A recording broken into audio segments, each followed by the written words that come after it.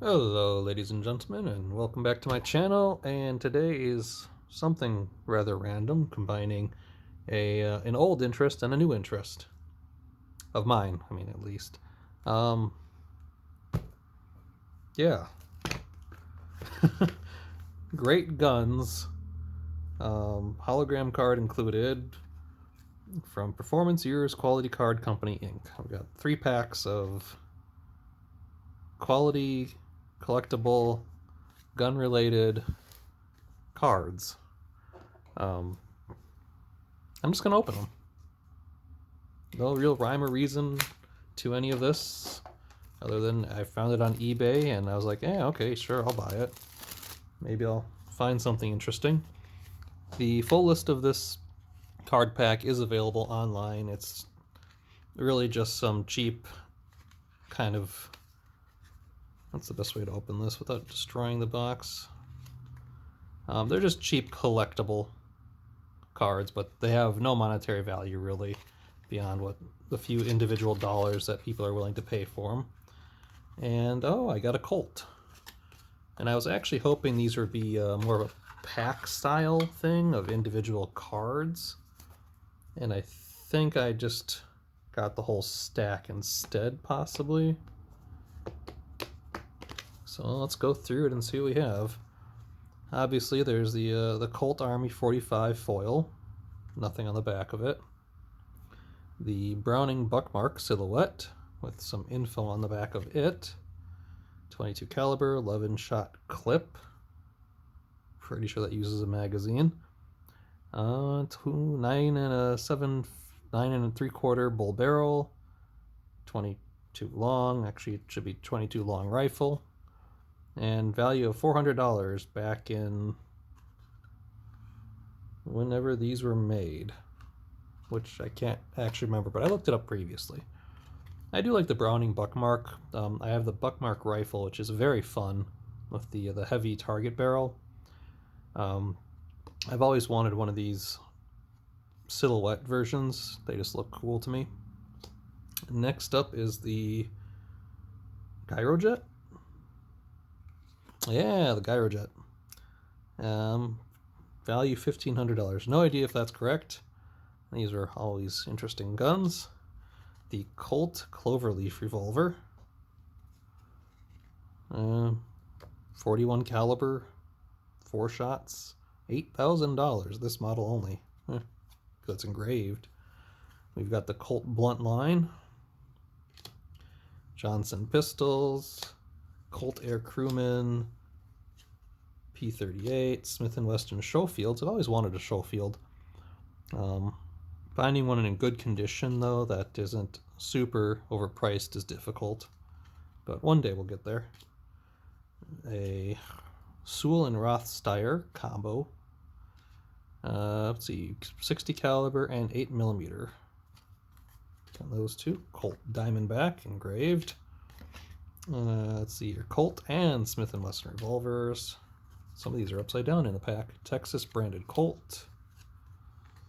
Sharps pepper box. Ooh, a shotgun. What do we got? The Satori Plus, the Browning, I believe. Yep, 12 gauge.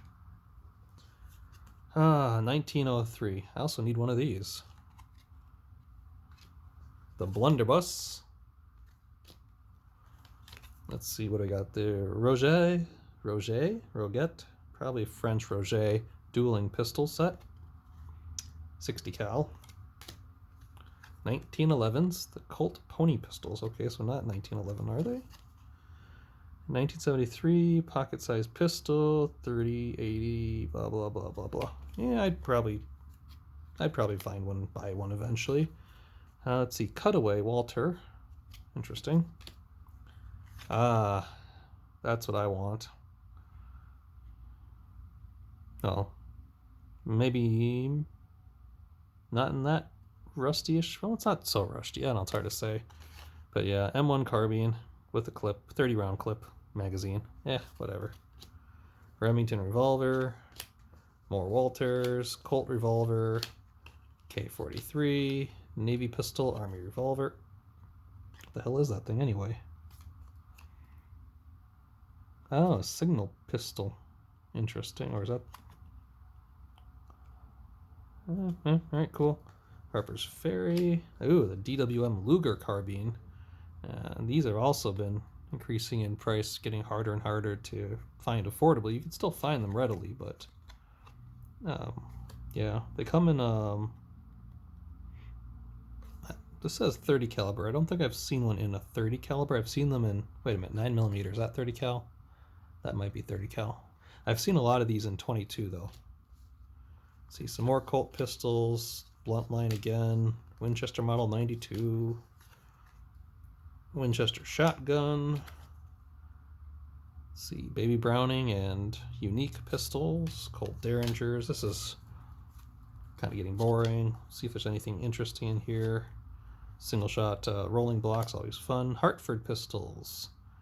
These were a competitor to High Standard, I believe, and then I think eventually the Hartford pistol plant started actually making High Standards or something like that. But they follow a lot of the same lines as the High Standards or the Colt Woodsmans and some of the other pistols of that time for target shooting. And yes, these are apparently single shots. Nope, 1 or 10. Let's see, 1985 Colt Collection. Oops, Smith & Wesson, not a lemon squeezer, but just a regular top break. What is that, 32 or 38 probably? 44. Smith, all right. The Savage 45. Definitely want to get one of those eventually. Ooh, here's one of my favorites, the Rising Arms Pistol. This 10-inch barrel supposedly never existed from production.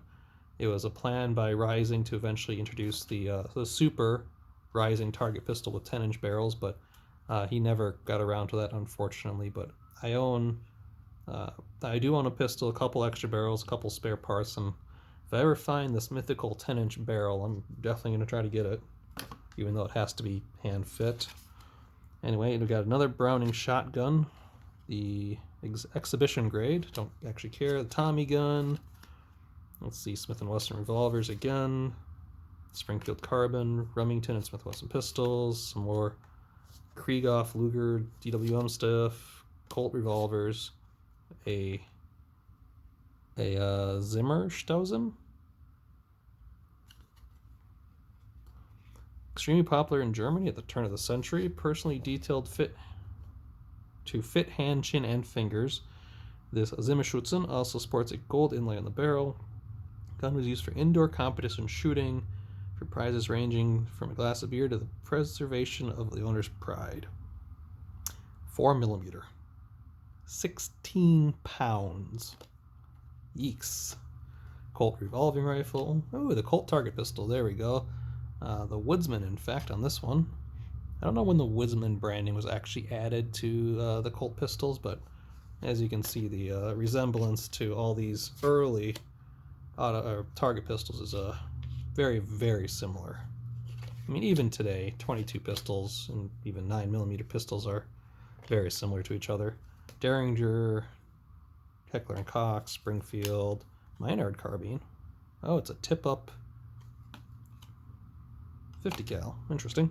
Mauser pistol, Colt Jr. pistol. Taku? Who are you?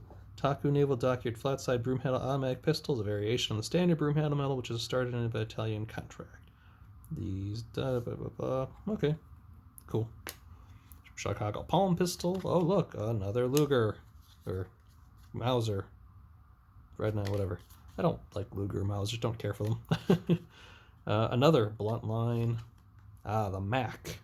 That was a, first experience with the Mac was from a game called, wow, I can't remember. It had bullet time in it, slow motion. And I'm trying to remember. Max Payne, that's what it was. The Mac and Max Payne. Alright, Great Guns checkoff card. Checklist card. Guess we'll toss that over there for the moment. Beretta 9mm. High Standard pistols, there we go. Again, very, very similar to everything else. I'm talking about this one down here, not this one, but as you can see, very, very similar, if not almost exactly the same, aside from a few minor features. The Colt 45. 1903? 1905, sorry. Still a nice looking gun. There we go. There's the 1911s. Colt revolver, some Sharps rifle stuff, Colt revolver, the 2-shot Lindsay, and 50 cal, Mini 14. I also need one of those. Would rather take a M1A1 though. 47, DWM Luger again, 38, blah blah blah, Japanese pistols. The Krag. There was a nice Sporter Krag I wish I had picked up. It was $300 at a local gun place. And I kept thinking about it, and I kept thinking about it, and then I went back there a day later, and it was gone. It was a really nice Sporter, really nice walnut, almost like an olive wood type grain on it. Not olive oil grain, but olive wood grain. It was definitely walnut. It was beautiful, beautifully well done. A gold Beretta. Colt pistols again. Sig AMT. I guess it looks okay. Artillery Lugers. Ooh, the Uzi. Can't go wrong with the Uzi. Everybody likes a Uzi. Model 45544. Ooh, a little tongue-tied. The Colt 32 pistol with some engraving. Some Smith & Wesson top brakes again. This is the Model 2, maybe? Or is it the Model 1? Oh, no, Model 2. Single shot, yep. So there's the Model 1, the Model 2, the Model 3 Perfected, I believe, or it could have been a 3 and a 3 Perfected. Mauser automatic pistol, another Springfield rifle, Colt, Johnson. Always wanted to get a Johnson, too expensive. The trench gun, the Marshall Savage Navy, Smith & Wesson target pistols. This is a 41 and a 41 engraved. Yep. These are really nice pistols if you can find one in good condition, which is expensive. Colt 45, a unique target pistol, which is essentially, I think, a Beretta 22 LR clone. And then a Walter Lee François. Alright, well, let's pop open these two and see what's in them, if there's anything different. Probably just a different holo card. I'm guessing everything else is the same. Let's check something, though.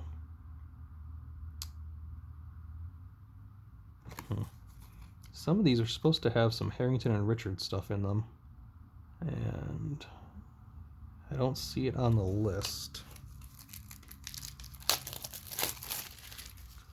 Alrighty, how did you open up again?